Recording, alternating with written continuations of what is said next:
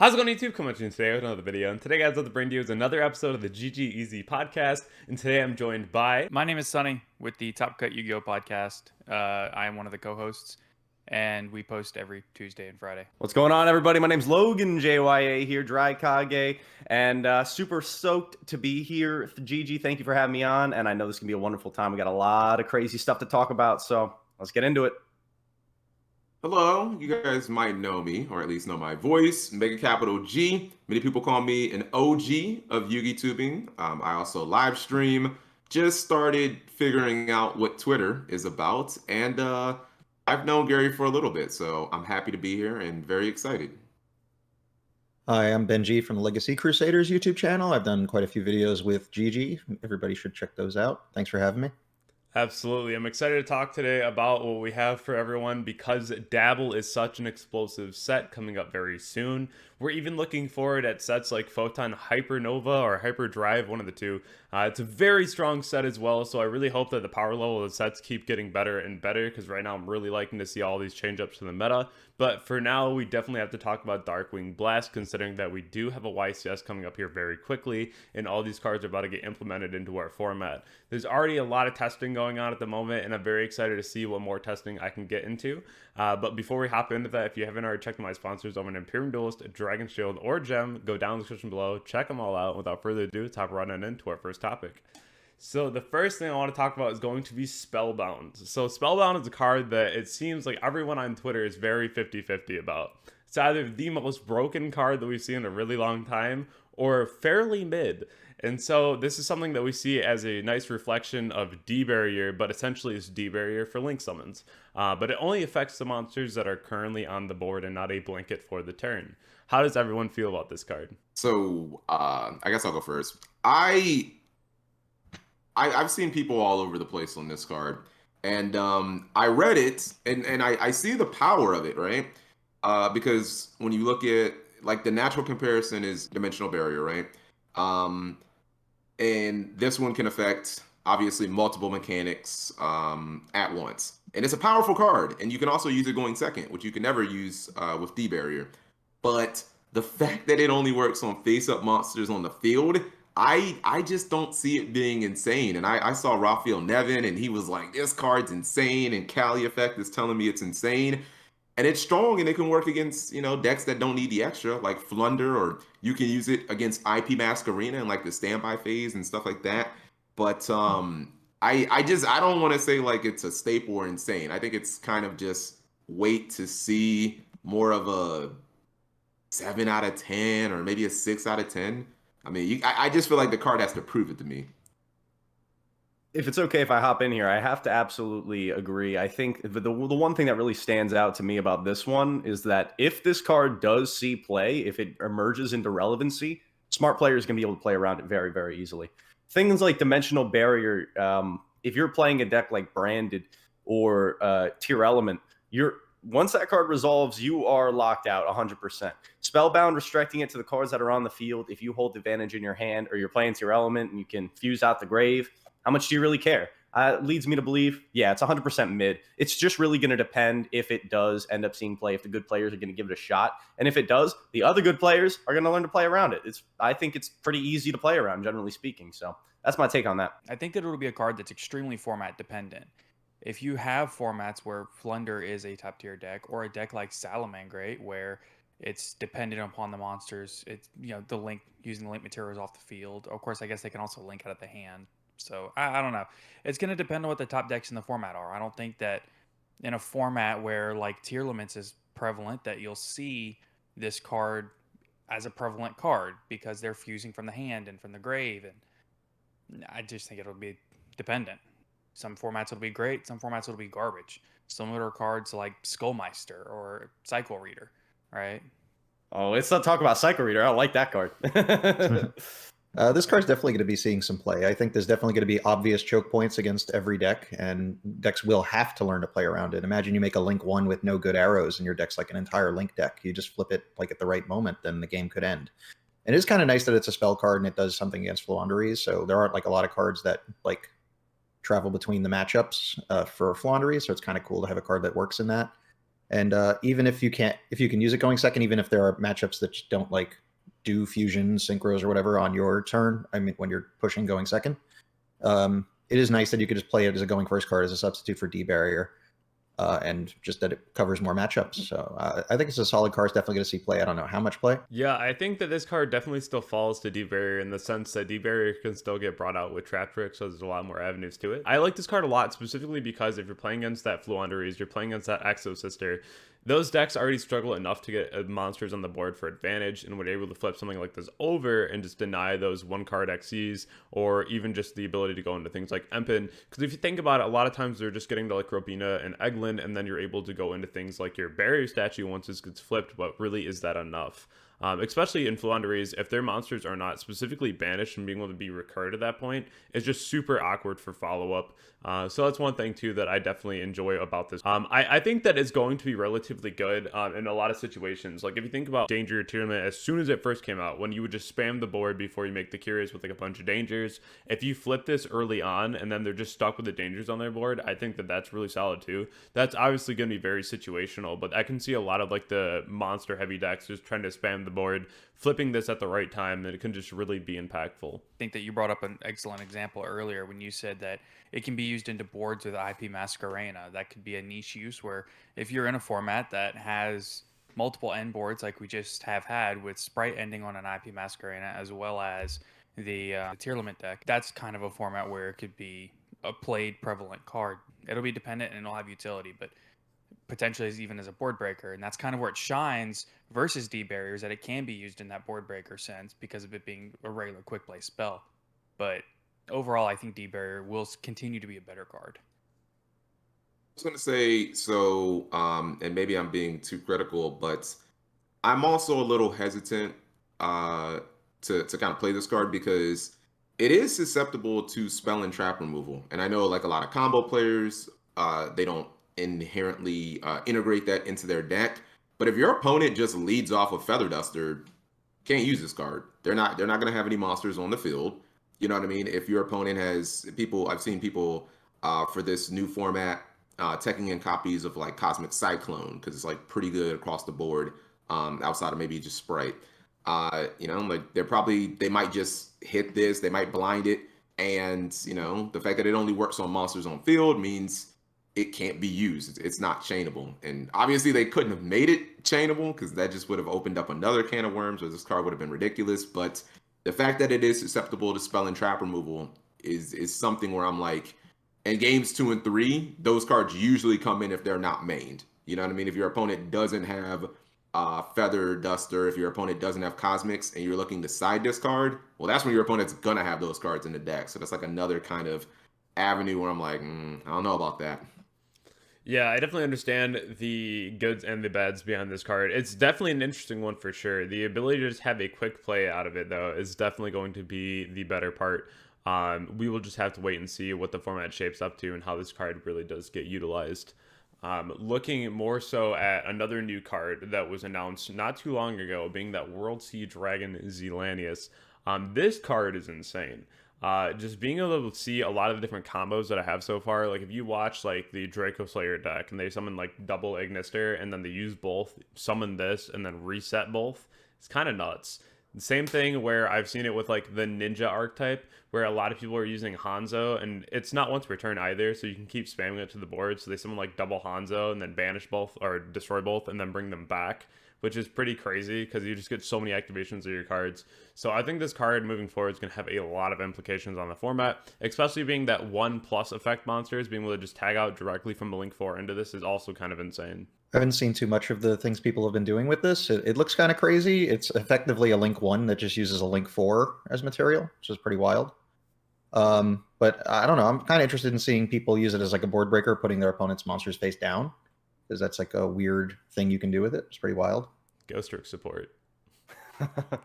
The way I look at it is just how crazy it's going to be in some of the rogue strategies, honestly. Like you talked about ninjas, the decks that have those old soft once per turns, and my head instantly went to Infernity on this guy, you know? Listen, it's not a real meta deck, but getting another free activation of Archfiend, oh boy, sign me up, because you're already summoning Saryuja throughout those combos anyway. Throw this guy down, also reserve him as an arrow pointing to your Trigate Wizard. Oh my goodness, it just sounds like a wonderful time.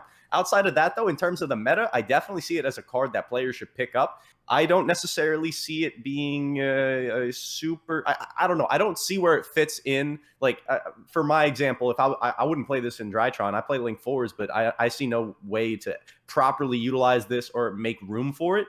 I think it's going to come down to if players want to make room for it in their own specific strategies. So, I mean, maybe you guys have a better take on that one than I do, but I'm seeing this as a great rogue enabler. Not sure how it's going to fit in, if people are going to want to dedicate a slot to this in some of the more meta decks, but please inform me if I am ignorant here. I'd love to know. I mean, like, maybe in the sense that, like, even if you have a card that's like Kit Kalos, I'm not saying this would be a combo that's used, but, like, let's say it gets impermed, and you can go ahead and use, like, your dangers to get up to, like, the Zealantis, and then you can go ahead and banish and then resummon your kit, and then you can go ahead and use that second effect. So maybe something like that is going to come up a little bit more to play through some hand traps. So I think that could be pretty interesting, too. It's definitely an interesting card. The summoning condition is actually what I find most fascinating about the card, because you can use it's a Link 4 that can be summoned using like another Link 4. I think that's kind of wild. To be honest, that people have said things like Appaloosa. I don't know how practical that is, but I guess if you summon a 2-link Appaloosa or a 2-material Appaloosa, and then maybe you negate something like a Nibiru, or you've negated an opponent's card, do you really want to keep a 1-material Appaloosa? Maybe turn it into this. I'm kind of like where Logan is, where it definitely seems like a card that has potential. I just don't know if it fits into this format, because I'm looking at some of what we expect to be like the top contenders, right? Like tier elements, and I wonder, like, do they really Link 4 all that often? And if they do, most of the time it's probably going to be like Appaloosa. You know what I mean? Like, would you want to go into this? But definitely an interesting card. I think it has potential. I think it just may not be right for the current format. Yeah, it's definitely a card that I could see popping up later on down the line. 6 months down the line, people say, "Oh wow, we're not playing this card. Why aren't we playing this? This card's great." So, oh, I just realized you can like use this to like turn off your Griffin if you had Nightmare Griffin on the board, so you can make it so special summon monsters can use their effects. So there's some. It's the same attack also. It's another attribute. That'd be cool. Just something to notice. Yeah, I think this is going to be a very one-to-one with Underworld Goddess. It feels very much so like a Goddess type of card, where it's like it's going to be in and out of the format really hard, but like when it does come back, it's going to be really nice. Honestly, let's ask this. I want to ask this real quick. Like, you know, do you think that this card is better than Underworld Goddess in a vacuum? Like, if you were going to dedicate, you're at a 14-card extra deck, right? And I know it definitely depends on what deck it is. Would you put this in, or would you put in Underworld Goddess? Because me, 9 times out of 10, I'd rather do Underworld Goddess. I think it's a bit more applicable. You're probably right, honestly, on that. I probably would use the Underworld instead. But, I mean, it definitely depends, like, what your strategy is, right? Right. If you have a lot of the soft ones for turns, then this is clearly better. But otherwise, Underworld is just better for utility. Also, We're the gonna have to board wait and see. state. The board state for Underworld is sometimes a little difficult to get. You need like a Link 2 on your field and 2 monsters with their monster up there, or 3 monsters and a Link 2 on theirs. But making a Link 4 is just part of your combo. You can always just go into this afterwards. This could be like a new Verte. Like, backup plan, make this monster that clears what's on the board or sets their monsters face down or resets your effects. I don't know. This could be really insane. and if I'm not mistaken, it's all on a quick effect, right? I don't have the card pulled up in front of me. It's just during your main phase, you can banish all monsters on the board, Okay, and so such not as many. Yeah. The battle phase it does effect have is a quick effect. Mm-hmm. Yeah, I'm taking Underworld Goddess like 9 times out of 10 at least. The battle phase effect kind of nice. Quick effect, destroy cards on the field up to the number of co-link monsters on the field. It reminds me of Excite on Night a little bit. Not as good, but a little reminder there. Yeah, and the fact that it destroys cards, though, that's what I like about it. It's not just monsters. I do think it's really interesting that it has synergy with Saryuja Skuldred, because that card feels like one of the cards very similar to like I Sold, and there's just a bunch of these like Link cards that still have insane power levels, but they're just not good for right now. and we've just kind of forgotten like how I feel like a bunch of Yu-Gi-Oh cards. I don't want to change the discussion, but like dangers are a prime example, right? It's like, did dangers ever get weaker, or did we just not have a deck that could use them? And now we're saying like, oh wait, dangers are still broken. You know what I mean? I look at a card like Saryuja, and it's like it's limited in the OCG for a reason, because decks that can summon Saryuja well can usually summon multiple in a turn, and then it's like, all right, I'm drawing 8 cards deep into my deck, and if you can convert that Saryuja into like another powerhouse, that just kind of seems insane to me. So, I think that having synergy with a card like Saryuja that's still very powerful is like really cool, because we haven't seen Saryuja in a while, but it doesn't mean that the card's not still bonkers. See, I like what you said about the dangers too, because when Nessie came to 3, everyone's like, we're just like, this is gonna be bad at some point. Yeah. Dangers are still insane. It's just Konami's like, well, no one's playing them, so I guess they're not good. It's like, nah, they're still insane. Just wait. If it's not it's like tier, it'll be Dragon Dark World. It's like Dragon Rolls. It's a critical mass issue. Mm-hmm. Yeah. I don't know. I think they just brought it back because it's an Aqua, and it pushes tier. That's how they unban. They push something. That card's very, very good. But talking more so about some new cards that are very, very good. The Draco Slayer cards. I've always really liked this archetype in general. Draco Face Off is one of my favorite cards in the game. I think that card's insane. I was really hopeful to see that back at 3. That's a card that, like, back when I first understood how bad a banlist can hurt, I built like this Draco Face Off. It had like some Dino Mist or whatever in it back when I was like learning how to deck build, and it was really funny because I built this deck. I like ran locals with it, and then the next day half my deck got hit in the ban list, and I was like, wow, this sucks, And seeing that we're getting the Draco Slayers now and watching exactly what this deck can do, again, using that Sea Dragon as well to be able to reset your Ignisters. The card on the screen here right now is Majesty Pegasus. This card's really cool too because it allows you to search any field spell which is already broken, especially in the Pendulum world. We can search things like Sky Iris, you can search your Secret Village. Very good cards in general. You also can just play Bumbuku to search this, which I think is really nice because I've always really liked the Magispector archetype. I think that's really cool. So this deck in particular, I think, is definitely going to be a big one in the format, and I don't know if it's going to be relevant right off the bat, but it's definitely going to be strong. If I could hop in here real quick, I gotta say this, that, Pend right now, coming into the release of this card, is in a bad spot. Hulk getting hit really, chopped it off for Pendulum, unfortunately. In my opinion, at least, because I've played a good amount of Pendulum in like pretty recent formats, just, for fun, because it was like a really good rogue option that would be one of the easiest decks. I had the easiest time with Scythe Locking.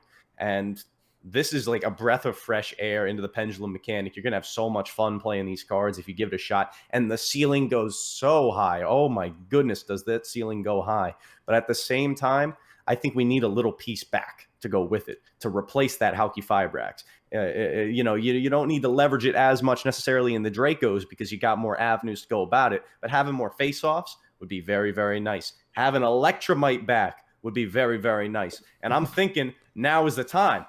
You know what? They're legalizing Spellbook of Judgment. You're banning Hulk. You got that out of the way. Can we have Electromite back? That'd be great. I think it would have been more timely than ever with the release of these cards to have Electromite coming back, get people excited, get them ready to play Pen. That might be a controversial opinion, but that's my take on that. I think they're going to be very, very good, but not as good as they would be if they had a little bit of that bonus piece back or still had access to Hulk. So that's my take on that. All right, so I'm going to slide back in here real quick, and that's going to be saying that Electromite coming back, I feel like would be too much. Like, no Pendulum, way. Come on. Pendulum is one of those decks that's a very slippery slope. Like, you cannot give them much without them taking everything. Because when you have a deck that's so focused on going first, it's just scary. Like, if you have nothing against Pendulum, you're going to sit there and watch them combo for like 10 minutes, and then it's a board that you realistically just can't break. And there's already like 10 or 15 decks like that right now, in my opinion. I don't know about, like, Pendulum is one of those decks that, like, if you give them an inch, they'll take it a mile. And, like, the Electromite is, like, giving them 5 miles. So, for me, that seems really scary. So, here's the way I view it is. Electromite is the Isolde of Pendulum monsters, right? I think Isolde is also an extreme enabler. And I don't think Isolde should be legal either, for what it's worth. But at the end of the day, if he's sold as legal, Electromite is basically the sold of pendulums, right? It's the one that enables all of these insane pendulum combos. Not saying that they can't do it without Electromite, but Electromite is really the thing that puts pendulum over the top. I don't think that either of them should be legal, but if one's going to be legal, the other one might as well be. I think that they just need more going second plays for Pendulum. I don't think Electromite's going to do anything that the deck doesn't kind of do on its own. It might have an extra card or two in hand from drawing off of Electromite a couple times a turn or between the two turns, but Electromite I don't think actually does much to change the game plan. The game plan's the same. I guess you'll get the cards a little more easily, but I'm not exactly sure what the game plan is with these new cards, if it affects what the end board is that much currently. I think they get into some rank 4s and 8s a little bit, using like the Ignisters and the Draco Slayers and just all these different guys that can just like summon a Draco Slayer from the extra deck, from the graveyard, from the hand, from the deck. Like that's what these cards give you access to, right? Access to those old cards that weren't being used before. I don't know exactly where you go with that. I haven't seen the combos yet, but what you said sounded pretty crazy, using Zealantis to reset these effects. It's pretty wild. Yeah, it's still Scythe with Tornado Dragon. Like that's still the end board. You back it up with a heck of a lot more, and it gets a lot more steam this way. So I've played against this deck. My buddy Jabril, he was playing these, and I didn't really know what he was doing, to be honest. I was playing Runic deck out, and he went full bozo mode. You know, I didn't play any hand traps, and he summoned like spell cancel on me turn one. I'm like, okay, that's nice. But he did the plays with like the Ignister Prominence and then the Link, and he was summoning it back, and I was like, oh, that's cool. I was like, oh yeah, I forgot that card's not a hard once per turn, even though it's like an RP card. And I guess like every Pendulum deck, God, in like the last few years just has this problem. It's just like, how do you go second? Like, I guess you could say like Rituals have kind of had this problem too. It's like when you have to put two different elements into your deck for it to work. Like you have to have scales, and then you also have to have monsters. Like Rituals have to have the spells, and they also have to have the monsters to summon off the spells. It just doesn't leave you a lot of room for either hand traps or board breakers. And that's kind of the state that Yu-Gi-Oh! Is in if you want to be competitive. You know what I mean? Tier Element is like weird because our core monsters can be hand traps. You know what I mean? I kind of look at this new Pendulum deck and these Draco monsters, and I'm like, they definitely do not fit into true Draco as a strategy, correct? No. Like you can't play. Okay, they're just a Pendulum. Like, yes. I mean, I played against it, and it seems insane, but to me, it's like you can come up with a lot of Pendulum decks that can do insane things. You know, I saw Trick build Sofa Chords and have like 5 negates, and it's like it feels like every Pendulum deck has a high ceiling, but you know what I mean? They all struggle with the same exact issue. And honestly, I kind of feel like Benji, Electromite doesn't really solve that issue, to be honest, at this point. As much as I kind of don't like that card, Electromite doesn't fix the core issue with Pendulums. Is, you know, it can't kind of go second. And on that same note, they tried to fix it with Beyond the Pendulum, and it doesn't help. Like, in terms of breaking boards, Beyond the Pendulum doesn't help because they're just going to stop that as well. They tried to give it that blow-up effect, and it's like, you know, it's great if you can reach into it and catch your opponent with their pants down, but more oftentimes than not, any board like worth its mustard is going to have an interruption to stop Beyond the Pendulum, which means you spent way too much to go into it and are now getting extremely punished. So, yeah, 100%. Pendulum is in that weird place where it is one of those hard, full nut, going first combo decks, and then when you have to go second, it can be a little bit more of a struggle unless you really, really know how to take advantage of those engine cards. And it's a deck that's just inherently more difficult to do that with. But yeah, legalize Electromite. They can go second really well if they're playing the mirror match and they have Wavering Eyes, but beside that, like, Those are fun, dude. Wavering Eyes is nuts. Like, I remember I was at a local and I was playing Deskbot, and then I was pretty confident with my board. I like passed my opponent, and they go Wavering Eyes, and I chain Wavering Eyes, and they're like, haha, Wavering Eyes. And I was like, haha, and flipped Wavering Eyes too. And I was like, wow, do you have it again? They go, no. I was like, bet. And then just like resolved it, got another one. They're like, yeah, this is it. I was like, yeah. It's like Wavering Eyes was one of the dumbest cards I've ever seen. It's the fact that it was printed back when pendulums were big, and then it goes to like a 4 effect in one card that's just insane. That card was so good. Dude, back in the day of pendulums, using that to stock up your extra deck in Cleafort and then using it to search another Cleafort scout, making Towers Turbo the easiest thing in the history of the universe. Sign me up. I miss those days. Not really, but a little bit. Never once played against Pendulum or played Pendulum. Ooh, lucky You want to man. change that? Let me know. Like ever? Ever. No, so I quit playing right before Duelist Alliance, and I came back at the start of COVID. Oh, I missed all of okay, 'cause Pendulum. I'm The like, best time to come back to there's you. so many different. You had Performages and Pals and Cleafort, and there's a lot of different pitches, and they all like, I guess before Electromite, before the one card that made them all play the same, they used to actually have different identities. The reason why I kind of despise the card is it makes every pendulum strategy feel exactly the same. If you look at decks like Cleafort was a meta deck, or Performages and Pals, Pepe, they had completely different identities. Cleafort was essentially like a stun deck. They could play Skill Drain and all these towers and stuff like that. Whereas Pepe was like, they were trying to build, these very strong boards of monsters and have a bunch of disruptions and Cyber Dragon Infinity and Reflasion, stuff like that. So Electromite is kind of, it's made them all kind of meld together, and I'm not a big fan of that. I think a lot of them Yeah. lost their identities also just from Master Rule 4, just losing their ability to summon everything out of the extra deck again and actually make things with them. They're kind of limited just by that. So Electromite might have been a crutch they actually really just needed to play, and I don't feel like anything that's been done since has really fully like fixed it. I mean, like the spell counter deck that came out at some point was doing something different, but not that much. The and Endominion cards. Yeah, it gave them a different variation of how to play that wasn't quite just all in on like Electromite Turbo. At least it did something different. But again, once you keep changing the rules where they get worse, then you need cards that substitute for it, and there really isn't much. Yeah, Might's just kind of the answer. It's just such a strong card, and it's one of those things too where I don't know if it's going to do too much. I like pendulums a lot. I was one of the people who never really got to play in Pepe format either. I really wanted to, but I was doing college things at the time and just didn't have the time. So it was just like one of those things where looking back on it now, it would be kind of nice to have a format just playing Pendulum again. Like before, honestly, it got kind of toxic with like Wavering Eyes and what have you. But at the same point, I think that Pendulums are just fun. I think it's just another thing that was just a good time. And although the boards get really big, but I feel like even at that matter, like playing with cards like Wavering Eyes, it just to me at least felt very interactive. I can vibe with that. Moving on to like other decks though that we don't think that we would ever see as competitive. Blackwing and all the supports that this deck's getting. This kind of crazy, honestly. Getting another Whirlwind, getting a lot of cards that are going to be very good for the strategy, a lot of searches.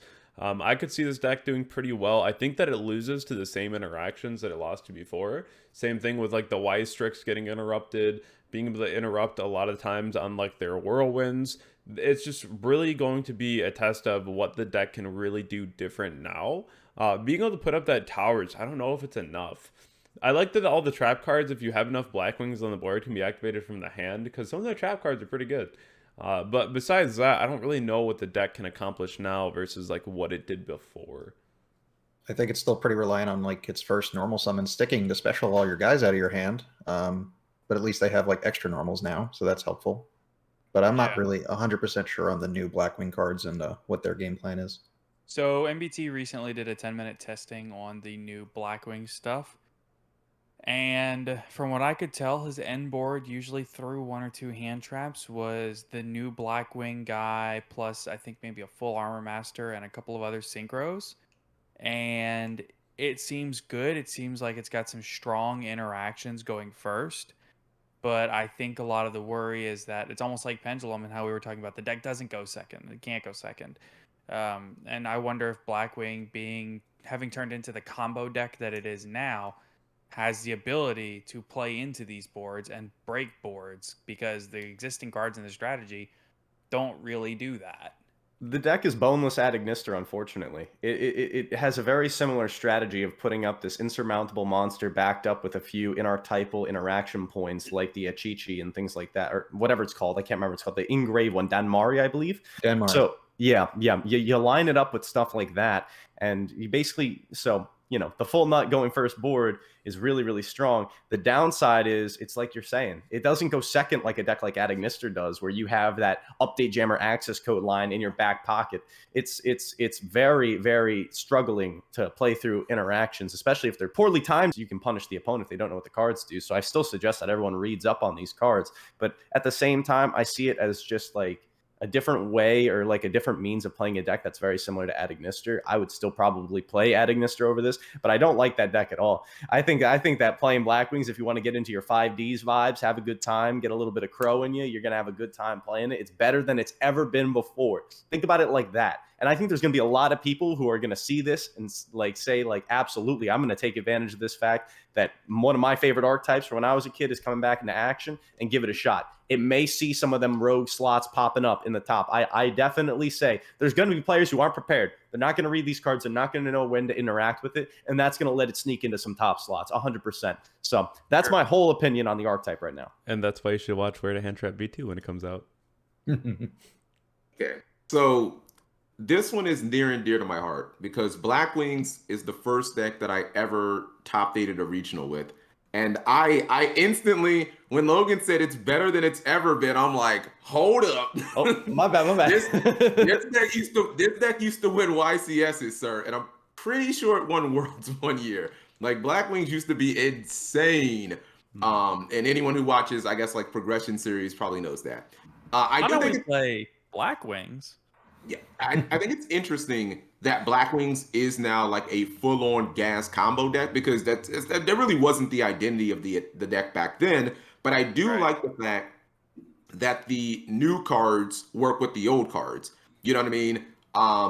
The fact that like you can summon Blackwing Dragon. You know what I mean? It's a card from like 5Ds. And when I first saw these cards, I was kind of just theorying. I'm not a big combo player, but I was just kind of theorying some of the plays, and I was like, wow, this seems pretty easy. You know what I mean? There are a lot of like 2-card combos.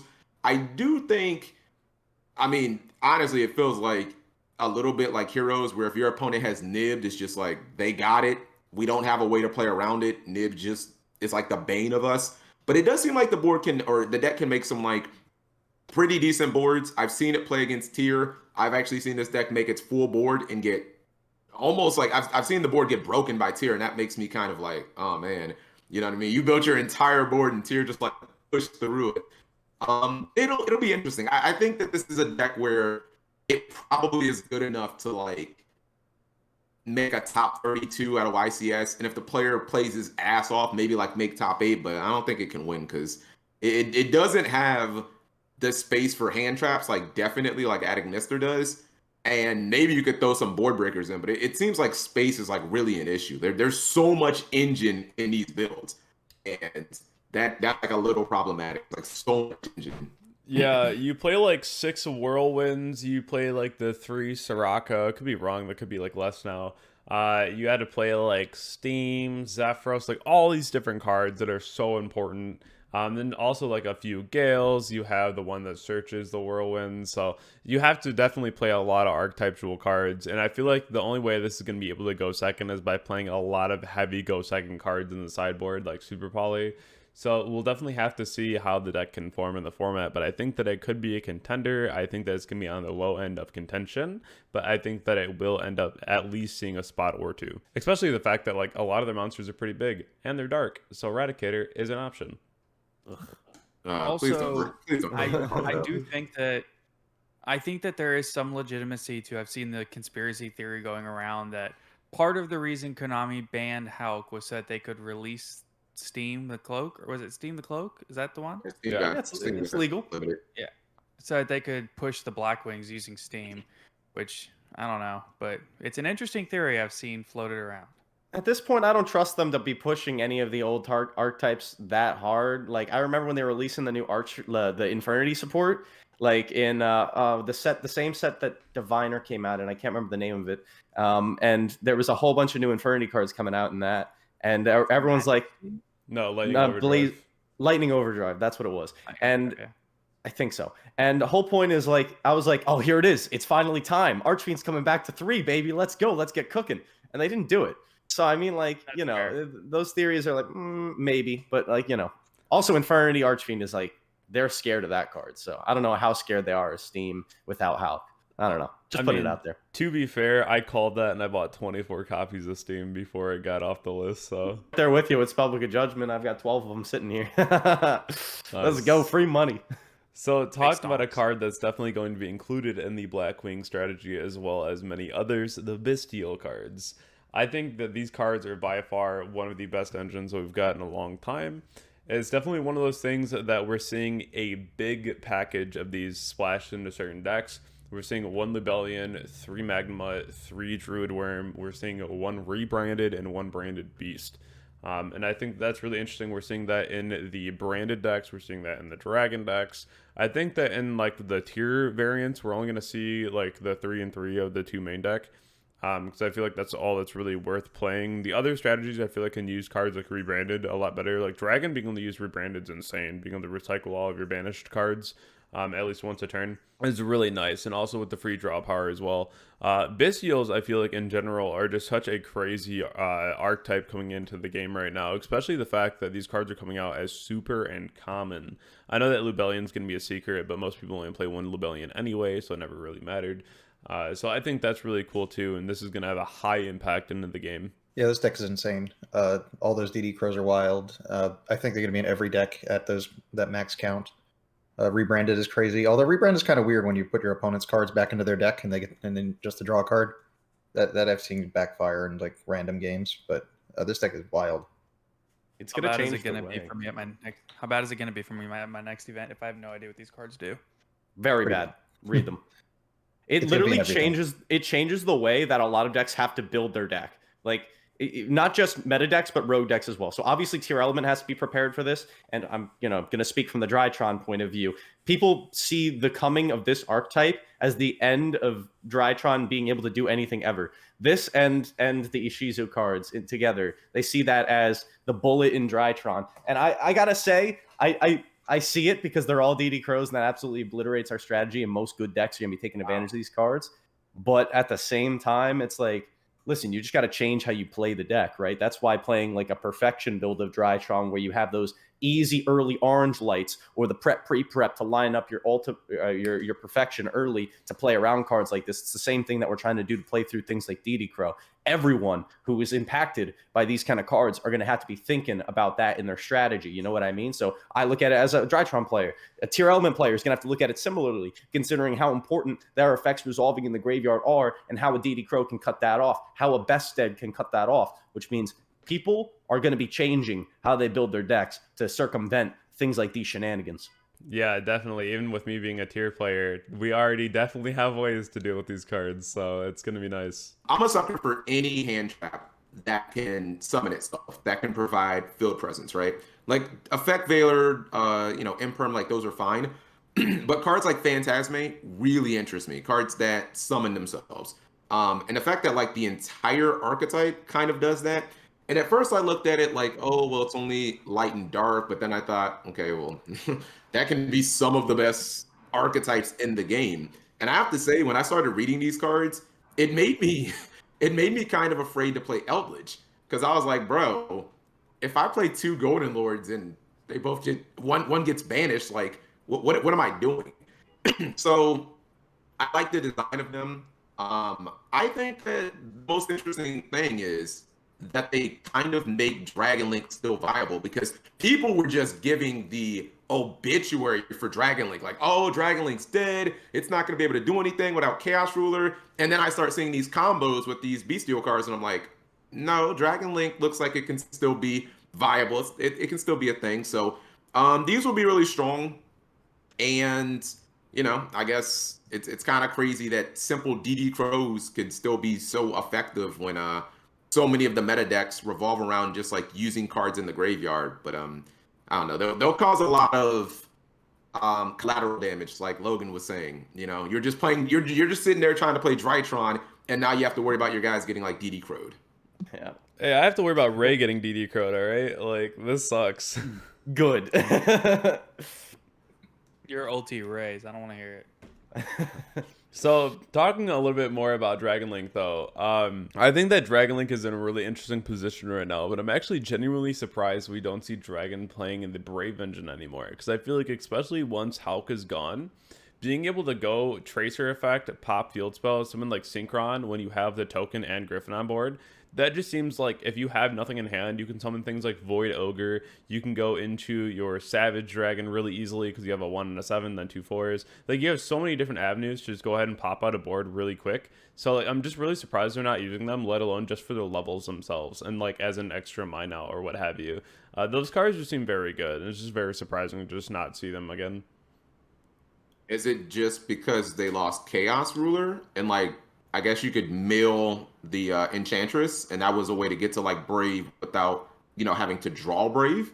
Is that it? Maybe. So that was another thing too that was like really convenient, but like at the same point, like you also just risk seeing like your pieces be milled too. So I mean, in Dragon Link, even when I played it back toward like Nats, this was still really important to be able to just open up your adventure engine. So like we still played like roughly 40 cards just so you had a better chance at seeing it. So like it's just really surprising to me that we saw the engine drop. Then we might see that come back in later on. But from what I've seen right now, we're just going back to normal summon safer at pitch abs, search Nocta, which I mean isn't bad either, but I'm just really surprised we're not seeing those used just for the levels alone because they seem really consistent still. Could be a space thing. I mean, you have to throw in these new dragon cards, so it just could be a 7-for-7 split, right? Or 8. How many cards are like the adventure engine now? 9. Yeah, so it could just be like a split on what you want to choose to play. And I mean, if you're not going to gain the benefit of accidentally milling your water enchantress, it might just be better to play these dragons. I don't know. Yeah, going Catacross or Mill Enchantress was always really busted, though. It was great. You always saw it, and you're like, well, like, this is going to be a great game. So, I don't know. I really like that, too. It was great. The Bestial cards are really strong. But, talking about the decks that are going to be using them, really just the Lulu Karos and the Sprint coming into Tier and Sprite is going to be absolutely insane. Which is kind of funny, because, like, both decks are going to end up using Sprint, because of Sprint and Merly.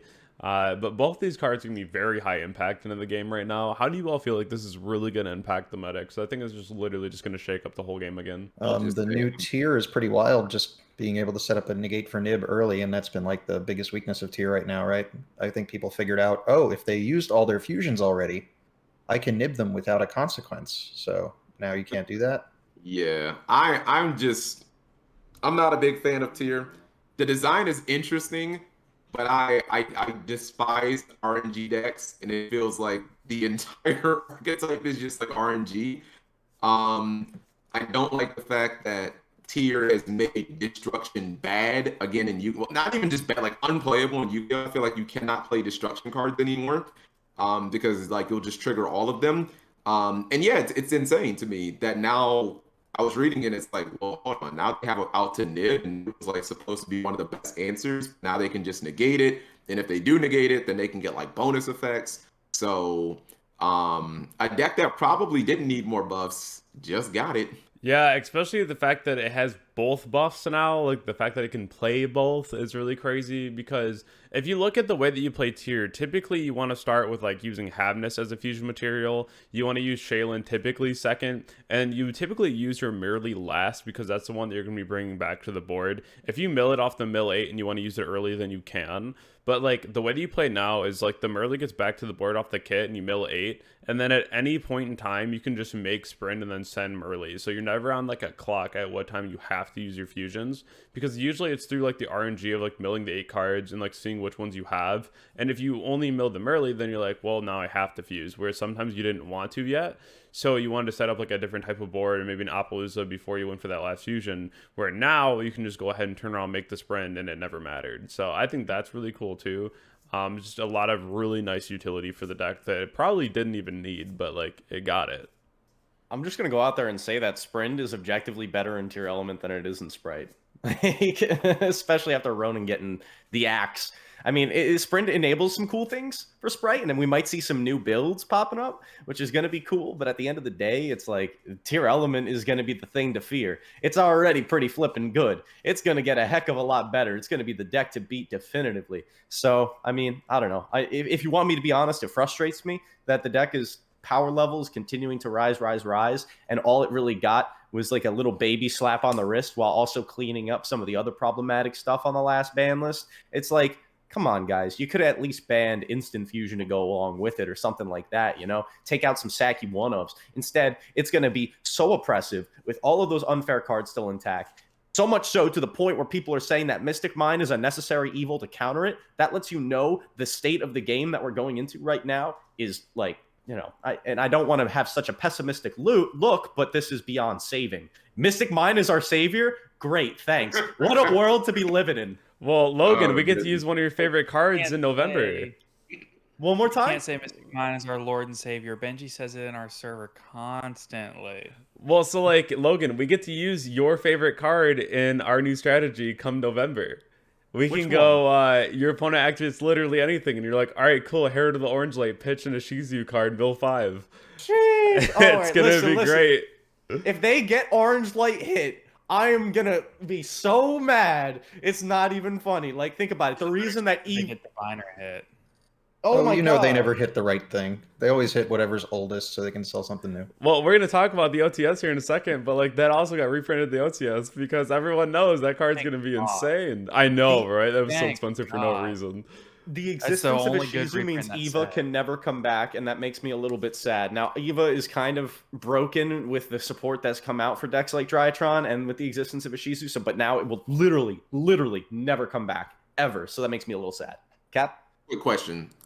Because I haven't seen tier for this. I keep saying new format, even though it started on Monday. Yeah.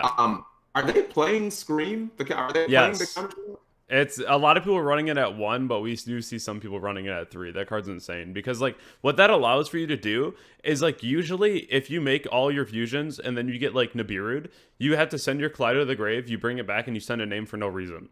So now what you can do is you can bring it back and send Scream and add Solic, so you always at least end on Kaleido Solic. Okay, fair enough. I also want to tie this back a little bit to what Logan was saying about Sprint being better in tier limit. I think that Sprint is really cool now and Sprite because you send Angler and you get the double summon of like the Nimbles, which is really cool. But at the same point, I feel like it's hilarious that Blinding Dweller is almost always correct now because a lot of people are going for the Sprint play to summon the Anglers or to send the Angler and to summon the Nimbles. But like that just means that if I Blind Dweller, it's going to hurt Sprite that much more. And so like that's nuts to me because it's just like giving them another avenue that just like auto loses to something that we're already doing. Right. But I think it through a Dweller, Sprite has a better backup plan than a deck like Tier Element does. Tier Element folds. Sprite can still play with Sprite cards, you know what I mean? They don't have to take a dump with the Anglers and stuff like that. You can still just spam out from the hand, generate advantage with your starters and your smashers, and kind of call it a day. And that's why I liked the hit to Ronin. I think it puts Sprite into its own, like, they got a big stay in your lane from Konami. It's like, you know, stop abusing some other archetypes and just kind of use what you got. You already got some cracked cards. So, you know, it definitely does hurt those sub-engines and it'll punish people for playing sub-engines like that. But Sprite can still play strong on its own. You know what I mean? Oh, yeah. I liked the hit to Ronin a lot more than others. I'm kind of in the same page with you. I actually felt like Ronin was a huge problem card. But I really feel like Konami saw the top 32 translation for YCS Niagara, which was a little over 50% Sprite, and they went after Sprite a lot harder than Tier because they said, well, Tier's not converting, not realizing that a lot of the reason that Tier didn't convert well at YCS Niagara was because it was targeted as the best deck in the room. Therefore, it's not going to convert as well because I went to YCS Niagara playing Sword Soul, playing 3 Shatana. That way I could make Dweller 4 Tier. Like, reasons like that are the reason that Tier wasn't dominating top 32, not because it wasn't the best deck. It was the best deck regardless of the top 32 results. And I really think that them not hitting Tier harder on the ban list is going to really destroy the upcoming format. I'm not looking forward to it at all. Does anyone think we could be seeing an E-list come November? No, because they happen so infrequently. You're talking about emergency ban lists, right? Yeah, there's only ever been 2. Yeah, that's why I just really couldn't I really couldn't see it. Also, I don't know. I guess I don't know what I'm being here, but all I've heard for the past 2 weeks or since the FNL list got updated is like that Tier's gonna run over everything because that's what it did in the OCG. And I'm just starting to, I guess, just be contrary to whatever the community says, because I heard these same things about Sprite and how dominant it was going to be. And ironically, Gary, you're one of the few people who was like, is Sprite going to be tier 0? I watched that video that you put out, and I'm just starting to have that same type of opinion. I'm just starting to question just looking at the OCG as, like a forecast for what we're going to have in the TCG. And I'm not disputing that, tier Shizu, or even tier as it is right now, is powerful. I'm just saying, like, our games are vastly different, Yeah, and so the whole reason why I like made the video and was talking about like how Sprite probably wasn't going to be like super crazy, and I feel like the thing that goes really well with that is the fact that like they could essentially search Max C. So no matter what happened to your board, you just Max C your opponent and then they have to pass back. And so for me, I'm like, we don't have that option. Like, you can't just like get hand trapped a couple times and pass freely because you have Max C. Like, that's just not realistic. So for me, it's like the tier limit cards, I feel like a lot more people understood that that was going to eventually be better. I feel like the Sprite deck was just a lot more linear versus tier limit being very not linear, and it took a lot more time to figure out. Like, we even started off playing King of the Swamp, which I could see us going back to if people really want to play like the Dark World Fusion, because that card's insane.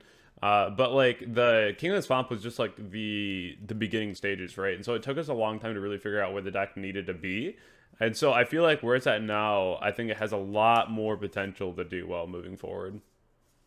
I think King of the Swamp will come back when the new tier limit field spell comes out in either Photon Hypernova, or I think it's Photon Hypernova, where the new field spell comes out where they can mill out any aqua monster from the deck.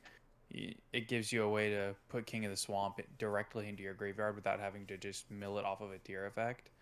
And yeah, you can also mill a tier monster, but having the option to mill King of the Swamp to go into something else like 1,000 Eyes for a negate, because I think it will come back around, and I like the reprint in the new OTS. That's another good one. Yep. We can actually move on over to that too, talking about the OTS, King of the Swamp, Neko Man King, Herald of the Orange Light. These are the cards that I saw immediately and was like, wow, they really went after a lot of these cards that were getting up there in price. And honestly, bravo to Konami for doing that, because that was amazing. Neko Man King pushing $8, $9. King of the Swamp, most copies pushing $10. Herald pushing $10. Like, these are all cards that have had a few copies, so I'm really happy the fact that these all are getting a reprint. Of course, we're getting Ray, Aluber, and Cherries too. But that's really nice. Honestly, a lot of people thought that the Aluber ulti was a little bit late, but I think it's fine, because if you've seen Branded Bystad yet, that deck's insane. Like, that deck does a lot. So I think that, like, Branded still need push over the next little while. So we're still going to see it be here and there relevant. So I think that's actually just, like, a fine ulti. Ray, I mean, the rest of the deck's already high rarity, so I'm not really surprised.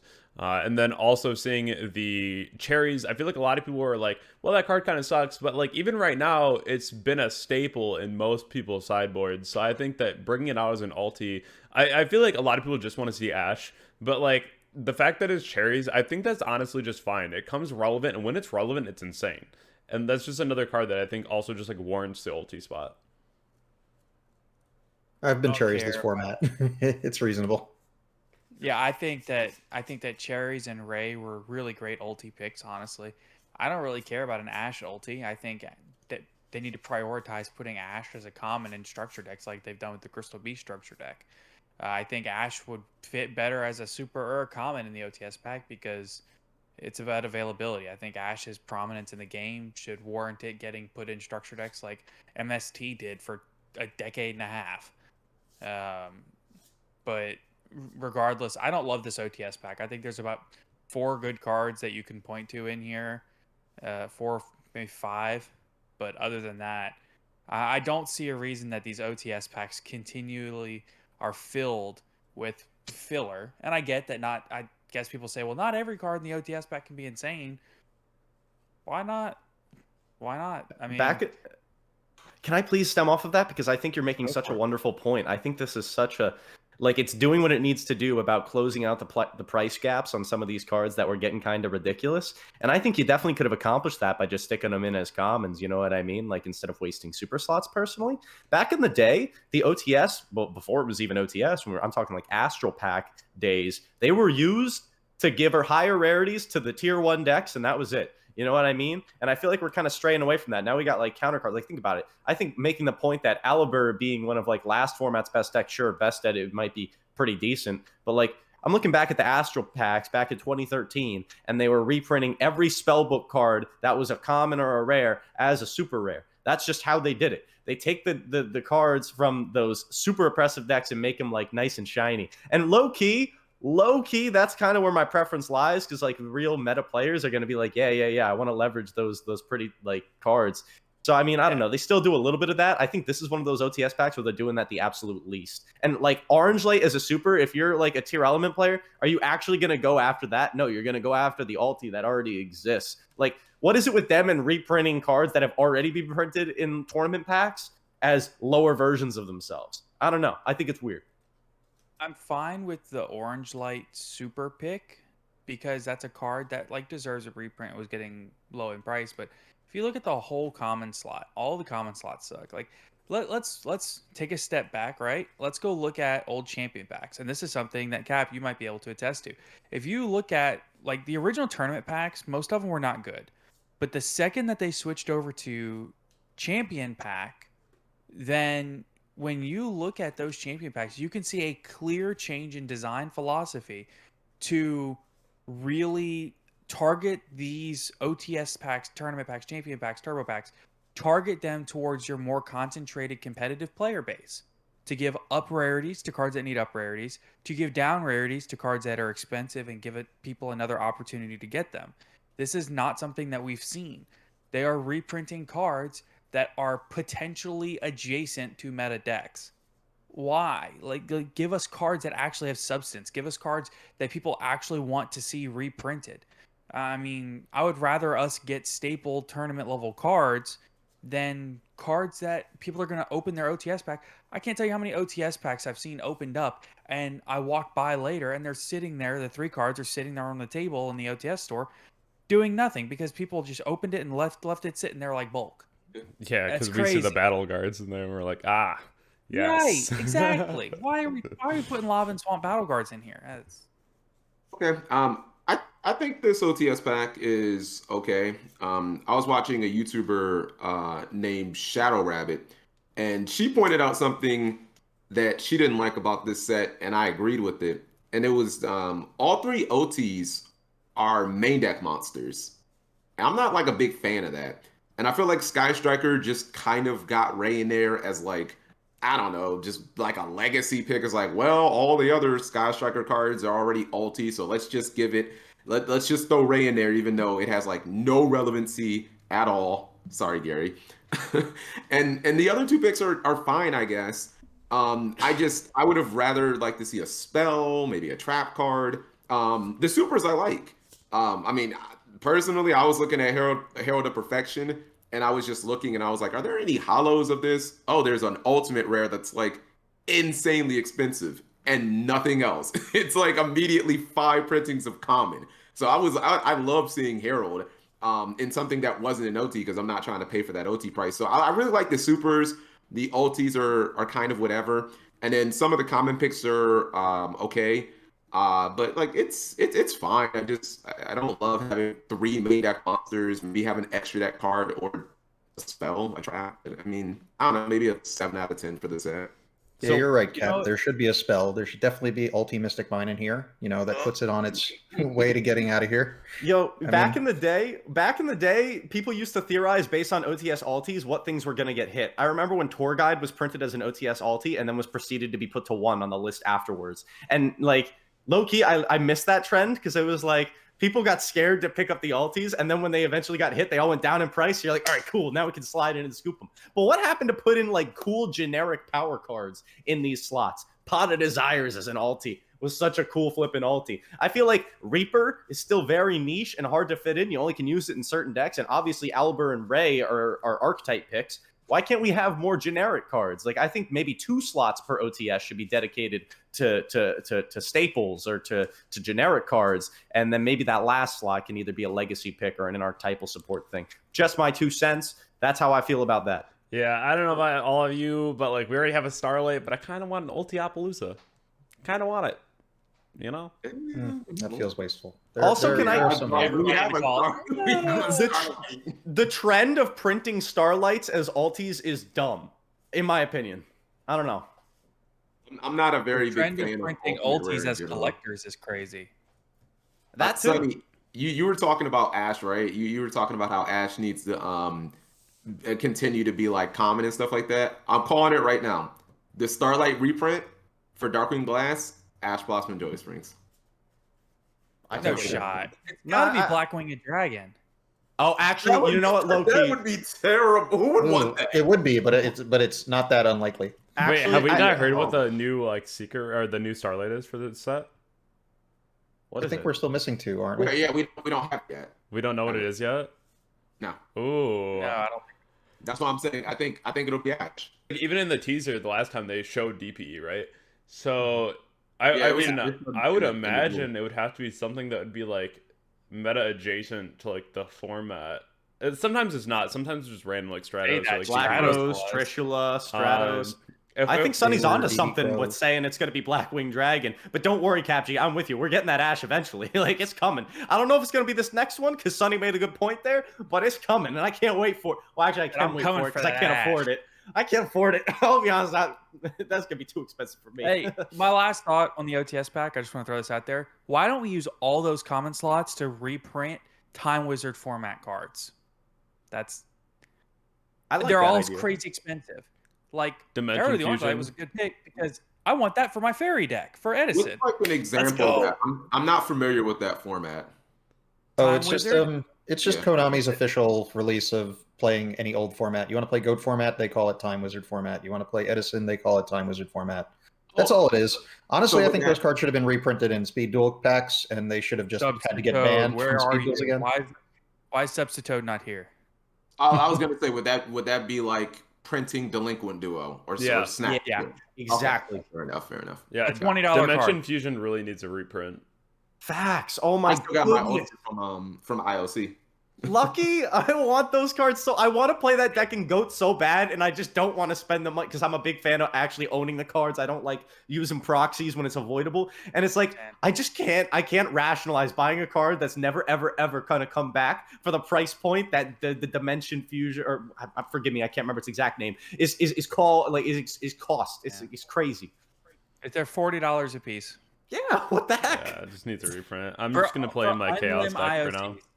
Unlim IOCs, they're $40 a piece. Oh, you want a first dead? It's probably like That's what 100 I freaking that's what I have. bucks. I have a bunch of old like DM cards like from Magic Ruler and IOC and Ancient Sanctuary. They're all stuff like that. expensive. They're all expensive. Well, First dead everyone, Jinzos, baby, hundreds of dollars. Let's go. Next Cap G video, he's in a mansion. Something like that. I do want to thank everyone for being here today. Thank you all for joining me on this podcast episode. It's been a lot of fun talking about Dabl, talking about OTS, because these are things that I feel like are on a lot of people's minds right now. Also, if you are watching this video and still made it here, definitely comment down below what you think is going to be the Starlight in the new set, because I'm definitely interested to hear. I think it's going to be really interesting to see what they pick.